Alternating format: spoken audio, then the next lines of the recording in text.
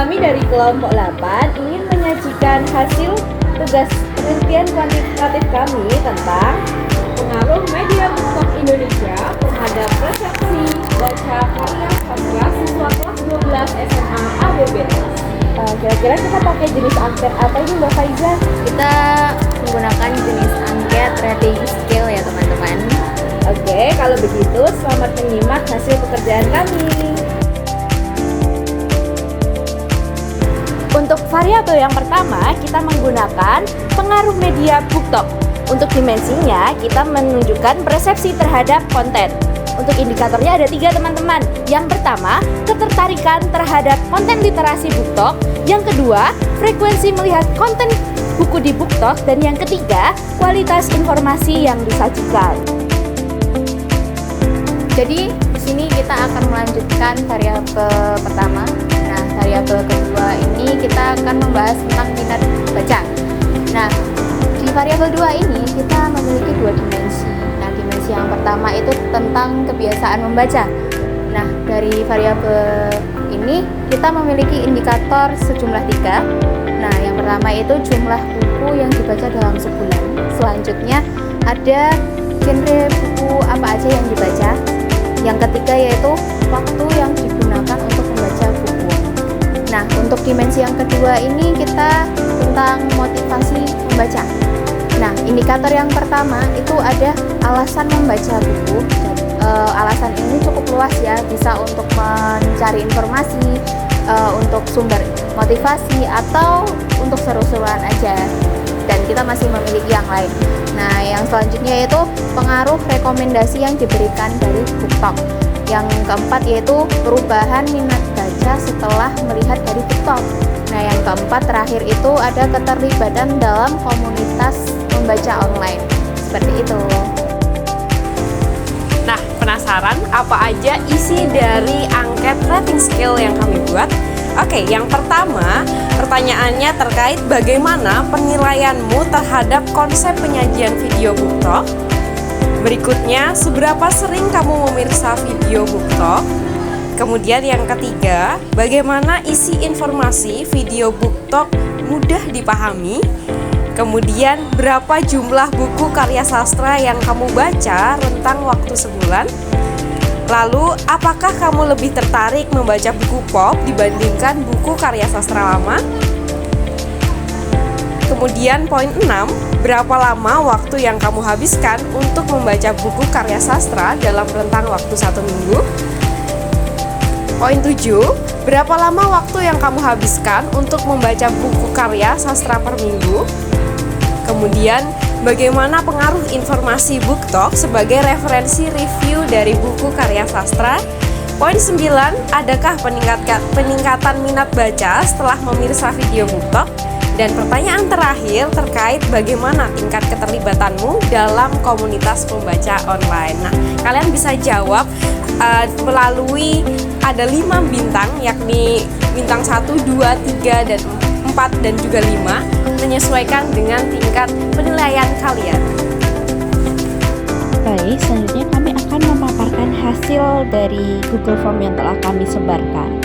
Untuk pertanyaan pertama, bagaimana penilaianmu terhadap konsep penyajian video BookTok? Dari beberapa sampel pengisi survei, terdapat paling banyak ada di pilihan nomor 4 dan 5, di mana ini menunjukkan bahwa sebagian besar dari pengisi survei menganggap bahwa konsep penyajian video BookTok itu cukup menarik. Dari pertanyaan kedua ini, untuk rating 1, 3, dan 4 menduduki peringkat yang seimbang, di mana sebagian besar pengisi survei sering melihat dan ada juga yang tidak pernah melihat BookTok ini atau jarang melihat BookTok. Selanjutnya, untuk yang selanjutnya mengenai informasi dalam BookTok apakah mudah dipahami atau tidak menurut para responden, sebagian besar dari mereka memilih rating 2, di mana menurut mereka ini termasuk kurang mudah dipahami, entah dari pembawaan konten kreatornya atau bagaimana, tapi sebagian besar dari mereka memilih nomor 2. Pertanyaan berikutnya mengenai berapa banyak jumlah buku yang dibaca oleh para responden dalam waktu sebulan. Dan dari hasil angket yang telah disebarkan, kebanyakan dari mereka jarang membaca lebih dari 2 buku, di mana mereka lebih sering membaca kurang dari 2 buku di setiap bulannya. Kemudian adalah hasil mengenai apakah siswa APBS lebih tertarik dengan membaca buku pop dibandingkan buku karya sastra lama. Jawaban dari mereka adalah memilih rating 3. Itu dapat disimpulkan bahwa rata-rata dari hasil survei ini netral. Mereka tidak ada yang condong ke buku pop ataupun buku karya sastra lama. Jadi berada di tingkatan yang di tengah-tengah. Untuk bulir pertanyaan berikutnya mengenai berapa lama waktu yang dihabiskan responden untuk membaca buku karya sastra per minggunya. Rata-rata dari mereka memilih rating 3, yakni selama kurang lebih 6 jam per minggunya untuk menghabiskan waktu membaca karya sastra.